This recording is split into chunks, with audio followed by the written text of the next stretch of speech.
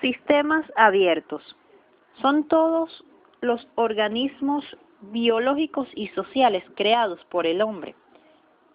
Ejemplo de ellos sería los diferentes sistemas del cuerpo humano, como el nervioso, reproductor, linfático, hormonal, urinario, digestivo, entre otros. Otro ejemplo sería el sistema socioecológico, donde podemos notar muchos subsistemas en él.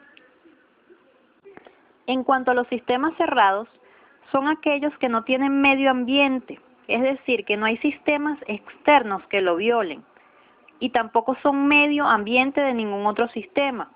Por ejemplo, el mecanismo de un reloj, la reacción química que tienen los componentes químicos, valga la redundancia, dentro de los recipientes aislados.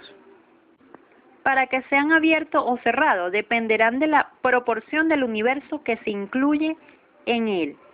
Cuando se incorpora al medio con la cual se verifica una interrelación, se convierte en cerrado, llegando a complejizarlo tanto que se convierte en inestudiable.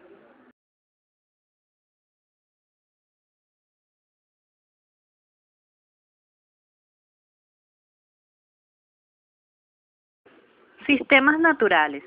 Son aquellos que dependen del número de variables esenciales que se tomen en consideración.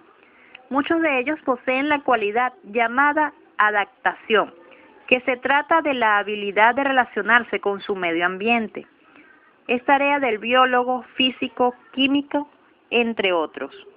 Estos sistemas tienen la propiedad como un fin preconcebido y su comportamiento es conducido al mismo. Este puede ser el de la supervivencia. Un ejemplo de estos tipos de sistemas sería la temperatura del cuerpo humano, la cual varía muy poco, así estemos en ambientes fríos o calurosos. Esto sucede porque el hígado, rico en glucógeno, vierte el azúcar en la sangre para mantener su equilibrio. Los sistemas creados por el hombre son aquellos que presentan una conducta adaptable, no estrictamente análoga, es decir, no siempre adoptan aspectos semejantes por cumplir una determinada función. Ejemplos de estos tipos de sistemas serían los trenes, aviones, marcapasos, entre otros. Sistemas de organización social. Son aquellos que conforman un conjunto de actividades coordinadas conscientemente, que poseen una estructura relativamente estable en el tiempo y tienden a ser determinados fines e inciden sobre el medio ambiente. Ejemplo de ello sería los gobiernos, las familias, los sistemas económicos, las religiones, comunidades, entre otros. En cuanto a los sistemas de empresas, son aquellos que están compuestos por un conjunto de elementos humanos, técnicos y financieros interrelacionados entre sí y su entorno forma parte de determinados objetivos. Un ejemplo de ello sería un sistema de inventarios, el cual marca las entradas, salidas y balances de artículos para poder determinar la existencia de los productos, y de dicha manera se podrá obtener la información relacionada con el costo de la mercancía vendida y la existencia del mismo, cumpliendo con los objetivos específicos de cada empresa.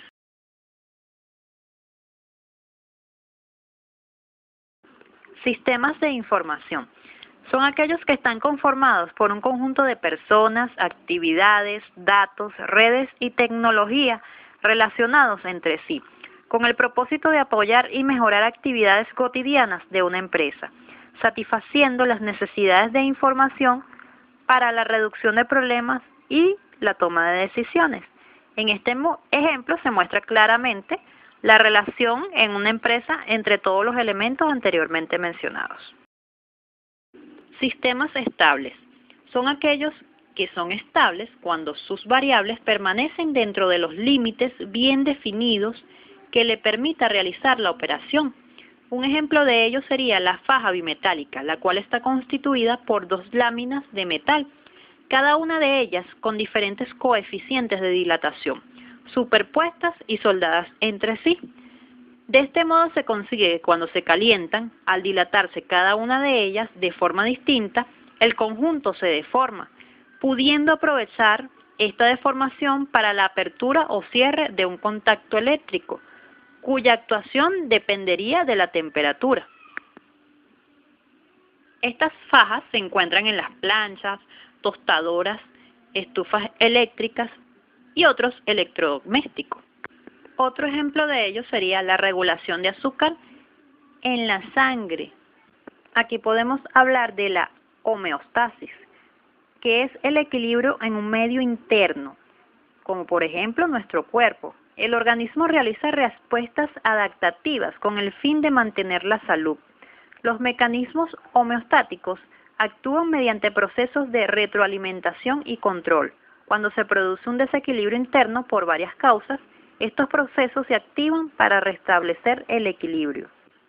Lo mismo ocurre con la regulación de concentración de glucosa en la sangre, donde el organismo regula la concentración de glucosa.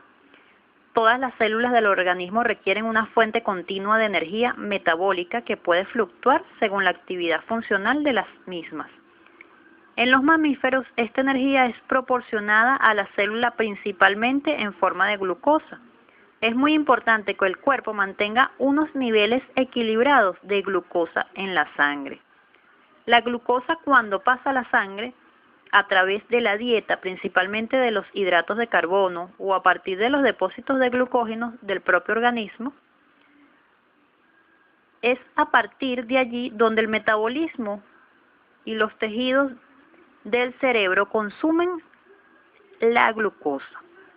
La glucosa sobrante se convierte en un glucógeno como reserva. El exceso de la glucosa se puede perder por la orina.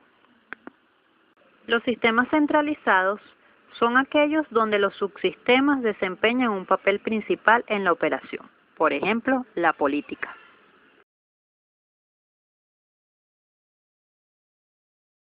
Sistemas de realimentación son aquellos que tienen la propiedad de reintroducir una parte de sus salidas a sus entradas con el fin de afectar las salidas sucesivas. Un ejemplo de ello es la ley de oferta y demanda. Cuando el precio corriente, la demanda excede la oferta, el precio tiende a aumentar.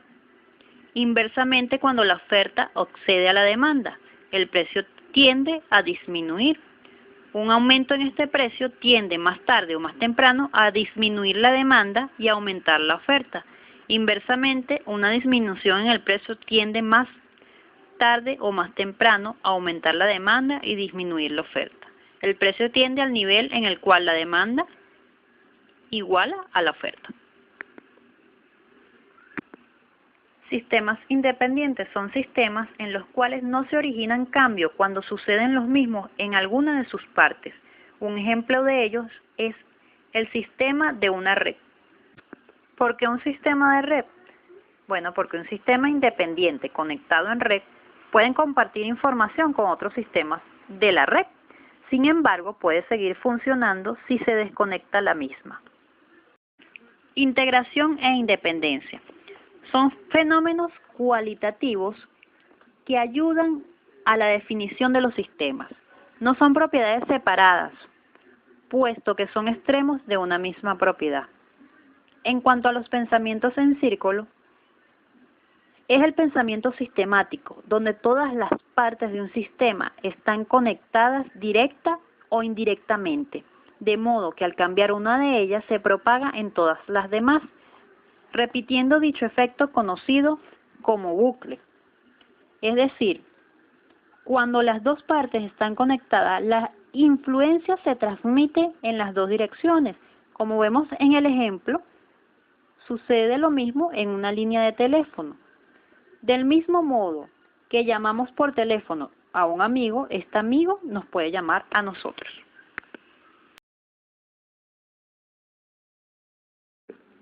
Realimentación de refuerzo. se da cuando los cambios del sistema vuelven hacia atrás y amplifican el cambio original, donde el sistema se desplaza rápidamente del punto en el que se encontraba inicialmente.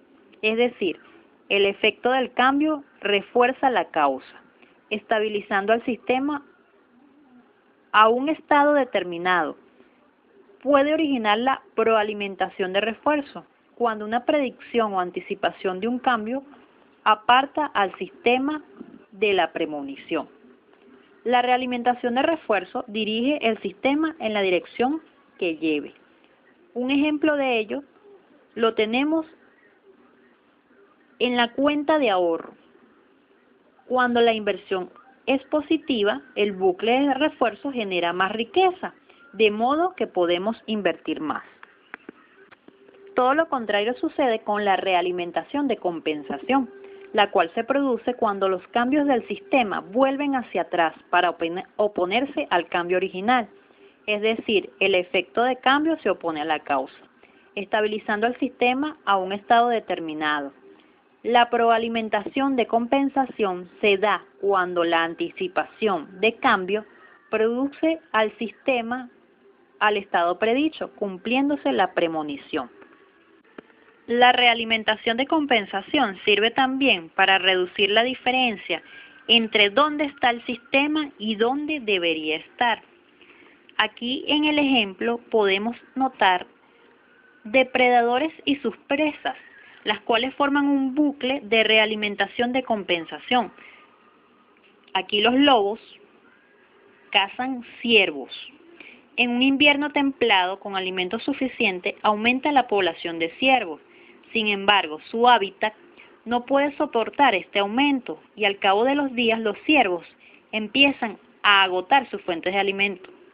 A medida que la población aumenta, empieza a haber también cada vez más ciervos viejos y enfermos. Esto es una buena señal para los lobos. Los ciervos son abundantes y fáciles de cazar, así que durante un tiempo los lobos se alimentan bien y engordan.